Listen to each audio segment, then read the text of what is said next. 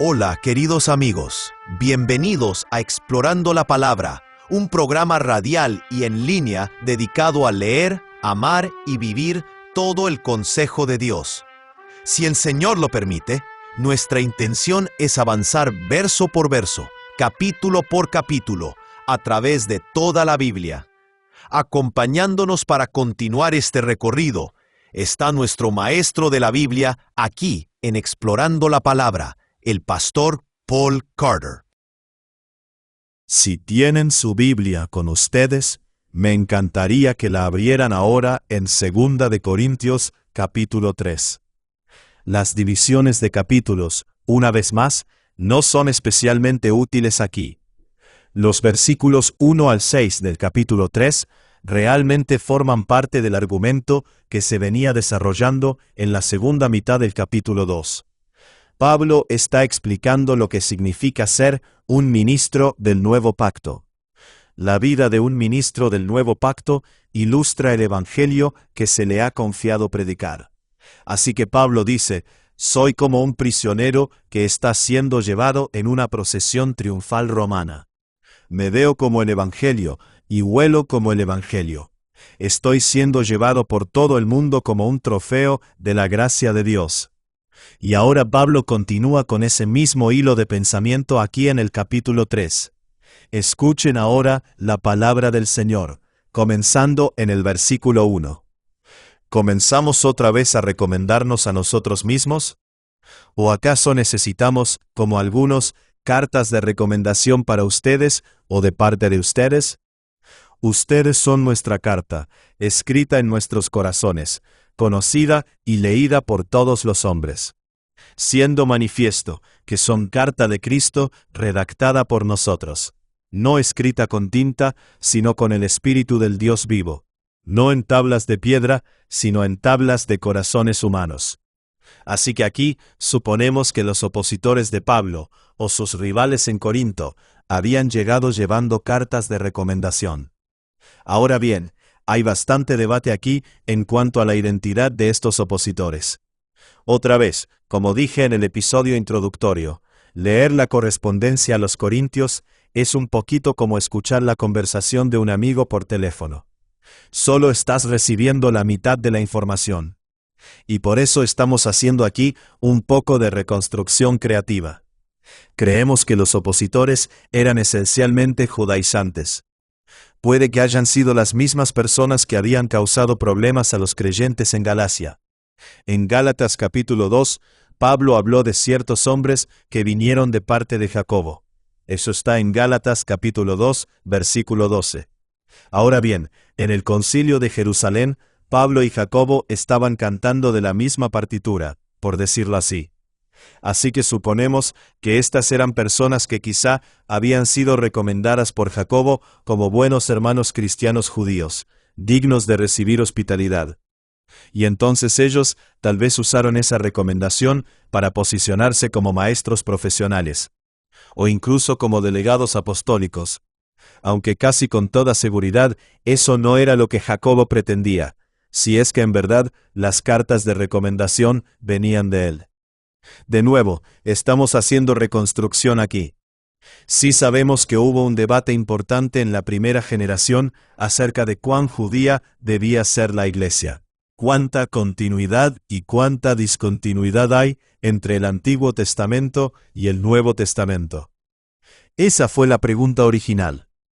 Y por supuesto, sigue siendo una pregunta con la que los cristianos siguen luchando hasta el día de hoy. ¿Es el cristianismo simplemente judaísmo más Jesús?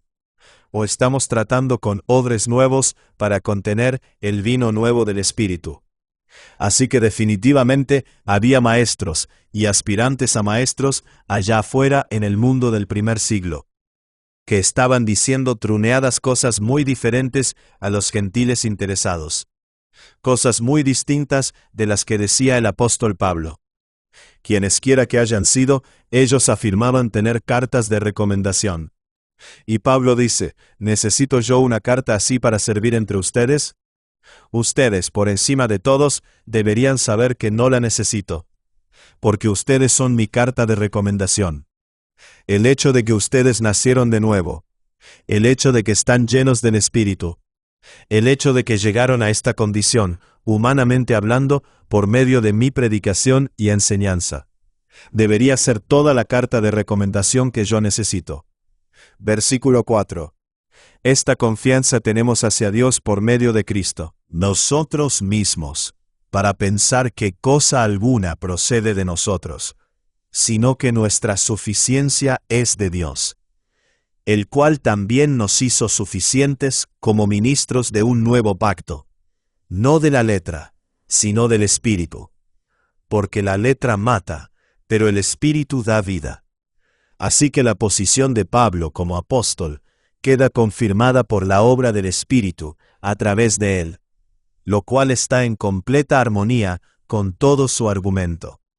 Ser apóstol no consiste en ser poderoso.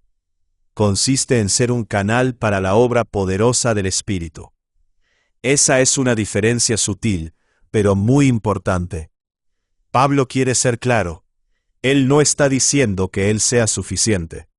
No está diciendo que sea lo bastante inteligente, ni lo bastante noble, ni lo bastante carismático como para ser apóstol. Está diciendo que toda su suficiencia viene de Dios. Lo que fluye a través de él, de Dios hacia personas como ellos. Eso es lo que da testimonio de su posición como ministro del nuevo pacto, que es un pacto no de la letra, sino del Espíritu. Una vez más, recordamos que la controversia de fondo aquí parece tener muchísimo que ver con cuán continuo o cuán similar es el nuevo pacto con respecto al antiguo pacto. Y aquí Pablo está enfatizando la diferencia significativa y la discontinuidad entre los dos. Douglas Moo explica lo que Pablo quiere decir aquí. Dice, para él, como este contexto deja bastante claro, el contraste está entre la era antigua, dominada por la ley escrita de Dios, y la nueva, dominada por el Espíritu de Dios. Ahora, por supuesto, debemos tener cuidado. El apóstol Pablo no estaba en contra de la ley. Más adelante escribiría al joven Timoteo, diciendo, pero sabemos que la ley es buena si uno la usa legítimamente. Así que la pregunta no es, ¿la ley es buena o mala? La pregunta es, ¿cómo la estás usando y qué le estás pidiendo que haga? Si le estás pidiendo que salve a las personas, bueno, entonces le estás pidiendo demasiado. La ley nunca salvó a nadie. Y si le estás pidiendo que cambie el corazón humano, bueno, eso también es pedirle demasiado. La ley no puede convertir pecadores en santos. De hecho, ocurre casi lo contrario. La ley tiende a resaltar y confirmar las tendencias pecaminosas de las personas. Para Pablo, la ley era un maestro, un freno y un guardián. Era útil, parcial y provisional. Pero el Espíritu era algo completamente diferente. El Espíritu es poderoso, salvador y transformador. Y por lo tanto el nuevo pacto es algo totalmente distinto. Es muchísimo más maravilloso y muchísimo más glorioso. Gracias sean dadas a Dios. Para demostrar ese punto, Pablo ahora hace un comentario extenso sobre el último párrafo de Éxodo capítulo 34. Tal vez ustedes recuerden esa historia. Moisés entraba en la tienda de reunión para hablar con Dios, y cuando salía, su rostro resplandecía, y el pueblo tenía miedo. Entonces, Moisés se ponía un velo sobre el rostro, pero cada vez que entraba en la tienda, se quitaba el velo. Pablo toma esa imagen para hablar de la gloria desvaneciente del antiguo pacto y de la gloria superior del nuevo pacto. Entonces, los versículos 7 al 11 representan un comentario sobre Éxodo capítulo 34, versículos 29 al 30. Mientras que los versículos 12 al 18, aquí, proveen un comentario sobre Éxodo capítulo 34, versículos 33 al 35. Entremos en eso. Versículo 7. Y si el ministerio de muerte, grabado con letras en piedras, fue con gloria, de tal manera que los israelitas no podían fijar la vista en el rostro de Moisés por causa de la gloria de su rostro, la cual se desvanecía, ¿cómo no será aún con más gloria el ministerio del Espíritu. Porque si el ministerio de condenación tiene gloria, mucho más abunda en gloria el ministerio de justicia. Pues en verdad, lo que tenía gloria, en este caso, no tiene gloria por razón de la gloria que lo sobrepasa. Porque si lo que se desvanece fue con gloria, mucho más es con gloria lo que permanece. Entender la naturaleza de la comparación que Pablo está haciendo aquí. Dice, Pablo vio en el brillo que se desvanecía un símbolo del carácter transitorio del antiguo pacto, e infirió que Moisés, al carecer de valentía porque era ministro de un pacto que se desvanecía, cubría su rostro con un velo para que los israelitas no vieran su fin. Así que esa es la idea básica con la que Pablo está trabajando aquí. Él ve en la historia de Éxodo capítulo 34 una ilustración del antiguo pacto mismo. Al igual que la gloria en el rostro de Moisés, era una gloria que se desvanecía. El rostro de Moisés era como uno de esos frisbees que brillaban en la oscuridad, que eran populares cuando yo era niño. No sé si todavía los fabrican, pero antes uno ponía un frisbee debajo de una luz brillante durante 1 o 2 horas, y luego lo sacaba afuera, donde brillaba en la oscuridad. Brillaba durante 3 o quizá hasta 4 horas, pero uno podía ver que el brillo se iba apagando poco a poco. Era muy brillante durante la primera media hora más o menos, pero después de eso empezaba a disminuir, lenta pero realmente, con el paso del tiempo. Bueno, así era con Moisés. Así era con el antiguo pacto. En general, su utilidad se fue desvaneciendo en proporción a nuestra cautividad al pecado. Pero el nuevo pacto no sufre ninguna disminución de gloria semejante. Nunca se desvanecerá, nunca fallará, y nunca disminuirá ni pasará en ningún sentido. Será tan poderoso y eficaz mañana como lo será dentro de 10,000 años, si el Señor tarda en venir. El nuevo pacto es, en todo sentido, muy superior. Revela el carácter del Señor con mayor claridad. Trata la debilidad y la caída inherente de los seres humanos de manera más directa. Ejerce una influencia mayor, desata un poder mayor, y produce una transformación mayor. Es inconmensurablemente más glorioso, de la misma manera en que el sol es más glorioso que las estrellas. Cuando sale el sol, no destruye las estrellas, pero sí hace que las estrellas se desvanezcan de nuestra vista. Como dijo J. A. Bengel hace tantos años, la luz mayor oscurece a la menor. Ese parece ser el argumento que Pablo está presentando aquí. Versículo 12. Teniendo por tanto tal esperanza, hablamos con mucha franqueza. Y no somos como Moisés, que ponía un velo sobre su rostro para que los israelitas no fijaran su vista en el fin de aquello que había de desvanecerse. Pero el entendimiento de ellos se endureció. Porque hasta el día de hoy, en la lectura del antiguo pacto, el mismo velo permanece sin alzarse, pues solo en Cristo es quitado. Y hasta el día de hoy, cada vez que se lee a Moisés, un velo está puesto sobre sus corazones. Pero cuando alguien se vuelve al Señor, el velo es quitado. Así que otra vez, según el versículo 12, la valentía de Pablo no tiene nada que ver con su propia situación personal en la vida, y tiene todo que ver con el resplandor y el poder del nuevo pacto. Ahora bien, hablando de valentía, Pablo se compara directamente con Moisés. Moisés fue un profeta autoritativo del antiguo pacto, y Pablo es un profeta autoritativo del nuevo pacto. Así que la comparación es apropiada. Es audaz, sí, pero es apropiada. Él dice que Moisés se cubría con un velo, en parte, porque no quería que los israelitas vieran cómo se desvanecía la gloria del antiguo pacto. Su preocupación, por supuesto, era lograr que ellos permanecieran bajo las condiciones del antiguo pacto. Pero Pablo no está operando con una preocupación semejante.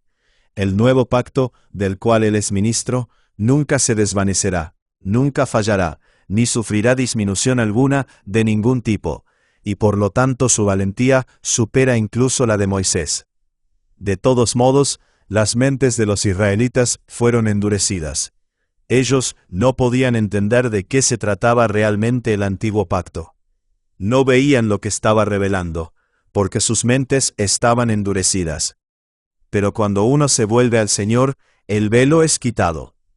Pablo está diciendo aquí que solo una persona verdaderamente nacida de nuevo, seguidora de Cristo y llena del Espíritu, puede hacer uso verdadero del Antiguo Testamento. Por eso tenemos que leer nuestras Biblias hacia atrás, por decirlo de alguna manera, porque solo después de haber visto a Cristo en la cruz, toda la presentación comienza a tener sentido para nosotros. La obra del Espíritu, que fue dado a todos los que vienen a Cristo, es abrir nuestros ojos para que podamos ver verdaderamente a Dios como Él es, tal como Él se revela en el antiguo pacto y de manera culminante en la persona y obra de Jesucristo. Pablo tiene más que decir acerca del Espíritu Santo, en el versículo 17. Dice, ahora bien, el Señor es el Espíritu, y donde está el Espíritu del Señor, hay libertad. Pero todos nosotros, con el rostro descubierto, contemplando como en un espejo la gloria del Señor, estamos siendo transformados en la misma imagen de gloria en gloria, como por el Señor, el Espíritu. Esa frase, el Señor es el Espíritu, a veces confunde a los lectores de la Biblia, porque con frecuencia en el Nuevo Testamento los apóstoles se refieren a Jesús como el Señor. Y entonces nos preguntamos si Pablo está diciendo aquí que Jesús es el Espíritu. Pero en este contexto debemos recordar que Pablo ha estado comentando Éxodo capítulo 34, y en esa historia el Señor se refiere a Dios.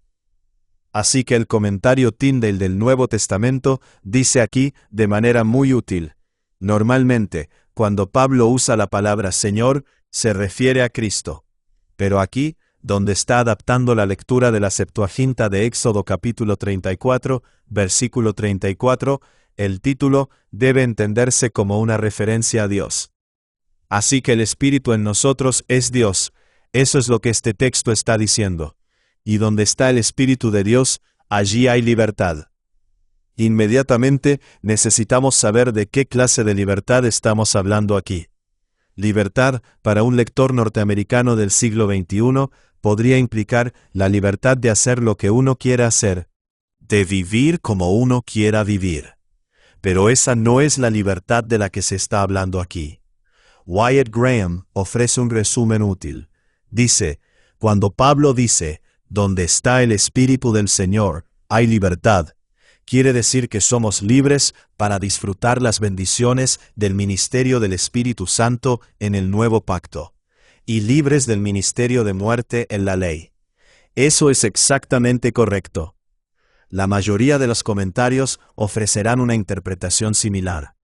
El comentario bíblico del expositor, por ejemplo, dice aquí que el Espíritu Santo libera a una persona de la esclavitud al pecado, a la muerte y a la ley como medio para adquirir justicia. Esa es la libertad tal como se concibe en el nuevo pacto. Esto sucede mientras contemplamos la gloria de Dios en Cristo. Reconocer a Jesucristo como la perfecta revelación de Dios, recibirlo por fe como nuestro Señor y Salvador, es ser libre. Esa es una realidad inmediata con consecuencias continuas y progresivas. Al contemplar a Cristo por fe, somos inmediatamente justificados y progresivamente santificados, para usar lenguaje teológico. Es decir, somos liberados inmediatamente de la pena del pecado y progresivamente del poder del pecado. A medida que crecemos en Cristo, somos transformados de un grado de gloria al siguiente, en la misma imagen. Esta es la obra del Espíritu en nosotros. Gracias sean dadas a Dios. Ahora bien, probablemente he salpicado esta sección con algún lenguaje que no aparece en la ESV.